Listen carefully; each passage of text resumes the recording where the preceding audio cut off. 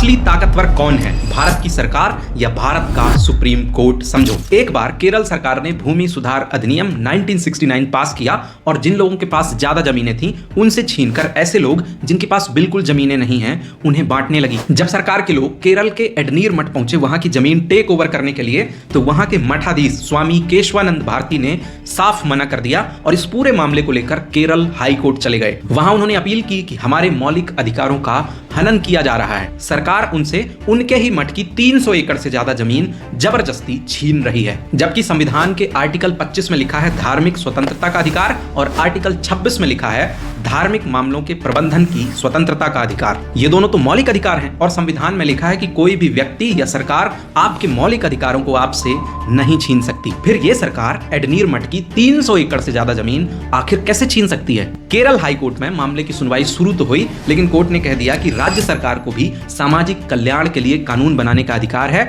और अगर उन्होंने भूमिहीन लोगों को जमीन देने के लिए ऐसा कोई कानून बनाया है तो वो उचित है, और केशवानंद भारती की अपील को खारिज कर दिया। पर केशवानंद भारती रुके नहीं, तुरंत दिल्ली आ गए और पूरी ताकत के साथ दरवाजा खटखटाया भारत के सुप्रीम कोर्ट का। वो भी नॉर्मल तरीके से नहीं, संविधान के आर्टिकल 32 का यूज करते हुए, जिसमें लिखा है कि अगर आपके मौलिक अधिकारों का हनन हो रहा हो तो आप इसके तहत रिट पिटीशन दायर कर सकते हैं, जिसमें सुप्रीम कोर्ट तुरंत आपके मामले की सुनवाई करेगा। मामले की शुरुआत तो हुई थी केरल राज्य बनाम केशवानंद भारती केस से, लेकिन इस कहानी के सबसे बड़े हीरो ने पूरा मुद्दा ही बदल दिया और इस मामले को सेकेंडरी बनाते हुए भारत के सर्वोच्च न्यायालय से 3 सवाल पूछे। पहला सवाल पूछा कि क्या संसद संविधान के किसी भी भाग में संशोधन कर सकती है? दूसरा सवाल पूछा कि क्या संशोधन की शक्ति असीमित है, सरकार संशोधन करके लोगों के मौलिक अधिकार भी छीन सकती है? तीसरा और सबसे गंभीर सवाल पूछा कि अगर देश की सरकार आताताई हो जाए तो क्या भारत का सर्वोच्च न्यायालय ये सब कुछ चुपचाप देखता रहेगा? आखिर किसके पास सबसे ज्यादा ताकत है, भारत की 5 साल के लिए चुनी गई सरकार के पास या चिरस्थायी सर्वोच्च न्यायालय के पास? इन 3 सवालों ने इस मामले को बहुत ज्यादा गंभीर बना दिया। सुप्रीम कोर्ट ने देखा कि यार, मैडम इंदिरा गांधी की सरकार तो सच में आताताई होती जा रही है। इन लोगों ने 3 ऐसे संविधान संशोधन कर लिए हैं जिससे ये सरकार अनकंट्रोलेबल हो गई है। आप भी देखो इन लोगों ने कौन कौन सी बातें संविधान में लिख ली थी। इन्होंने 24वां संविधान संशोधन करके आर्टिकल 368 में बदलाव करके लिख दिया कि भारत की संसद संविधान के किसी भी हिस्से में संशोधन कर सकती है। 25वां संविधान संशोधन करके आर्टिकल 31 में लिख दिया कि अगर देश को जरूरत पड़ेगी तो भारत की सरकार लोगों के मौलिक अधिकार भी सीमित कर सकती है। और 29वां संविधान संशोधन करके कह दिया कि ऐसे सभी विवादित मामले 9th शेड्यूल में डाल दिए जाएंगे। क्यों?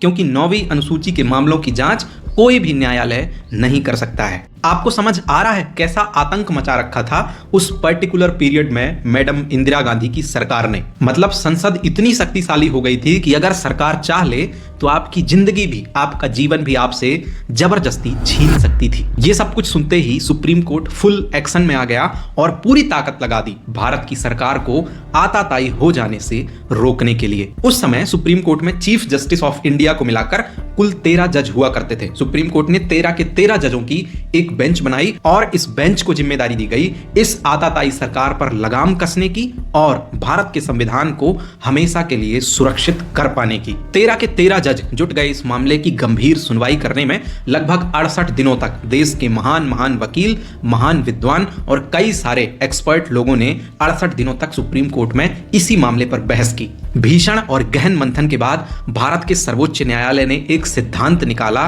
मूल ढांचे का सिद्धांत, जिसे इंग्लिश में कहते हैं basic structure of Indian constitution. Supreme court ने कहा कि भारत का संविधान कोई साधारण किताब नहीं है, पूरे देश के लोगों के लिए ये एक जीवंत मार्गदर्शक है और कोई भी सरकार संविधान की मूल भावना के साथ खिलवाड़ नहीं कर सकेगी। इसलिए पूरी संसद को संविधान के बेसिक स्ट्रक्चर, मूल ढांचे को चेंज करने, उसे संशोधित करने का अधिकार नहीं है। जब सरकारी वकीलों और मैडम ने पूछा कि आप बेसिक स्ट्रक्चर किसे कह रहे हैं, कौन कौन सी चीजें संविधान के मूल ढांचे के अंदर आप रख रहे हैं, तब सुप्रीम कोर्ट ने कहा कि वो सारी मूल भावनाएं जिनसे हमारे देश का निर्माण हुआ है। जैसे हमारा देश एक लोकतांत्रिक गणराज्य है और हमेशा रहेगा, हमारा देश एक धर्मनिरपेक्ष संप्रभु राष्ट्र है और हमेशा रहेगा। इसी तरह की सारी भावनाएं संविधान के बेसिक स्ट्रक्चर में शामिल हैं और सही समय आने पर पर भारत का सर्वोच्च न्यायालय उन सभी मूल भावनाओं को डिफाइन करता जाएगा। इस प्रकार से सुप्रीम कोर्ट ने अब तक का सबसे ऐतिहासिक फैसला 703 पेजेस में लिखकर सुनाया। लेकिन मैं आपको केवल 3 स्टेप में उस पूरे बड़े फैसले को आसान करके बताऊंगा। सुप्रीम कोर्ट ने कहा कि सरकार या संसद संविधान के किसी भी हिस्से में संशोधन कर सकती है, यहां तक कि अगर जरूरत पड़े तो मौलिक अधिकारों में भी संशोधन किया जा सकता है। लेकिन दोस्तों, यही वो लेकिन है जिसने हमारे संविधान को चिरकाल के लिए सुरक्षित कर दिया। लेकिन भारत का सर्वोच्च न्यायालय संसद के द्वारा किए गए सभी संवैधानिक संशोधनों की जांच कर सकेगा।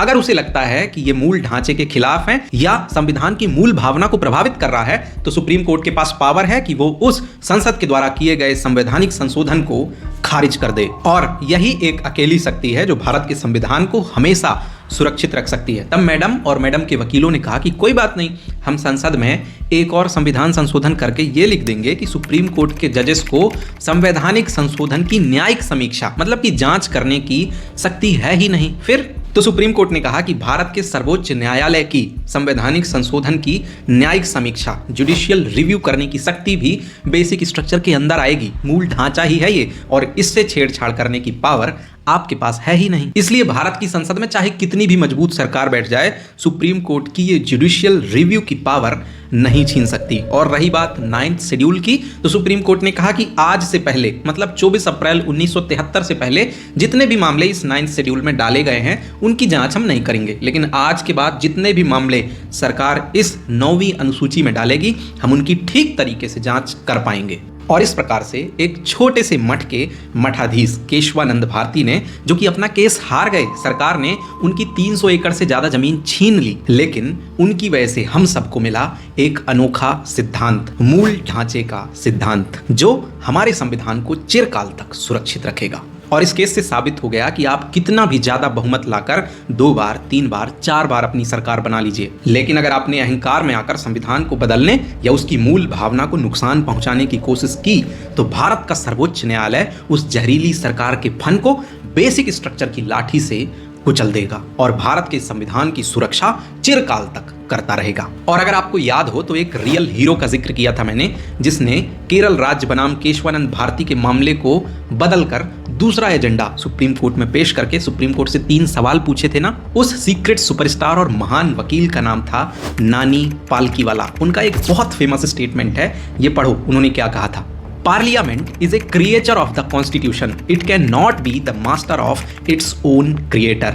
मतलब संसद खुद संविधान की रचना है और एक रचना अपने ही निर्माता की मालिक बनकर उसे पूरी तरह से नहीं बदल सकती। अगर आपको हमारा ये वाला वीडियो पसंद आया हो तो आपको हमारा ये वाला वीडियो जरूर पसंद आएगा, जिसमें हमने बात की है कि भारत में आखिर इतनी देरी क्यों हो जाती है न्याय मिलने में। पूरा वीडियो देख लो और कमेंट में ये बताओ कि भारत में असली ताकतवर कौन है। शुक्रिया।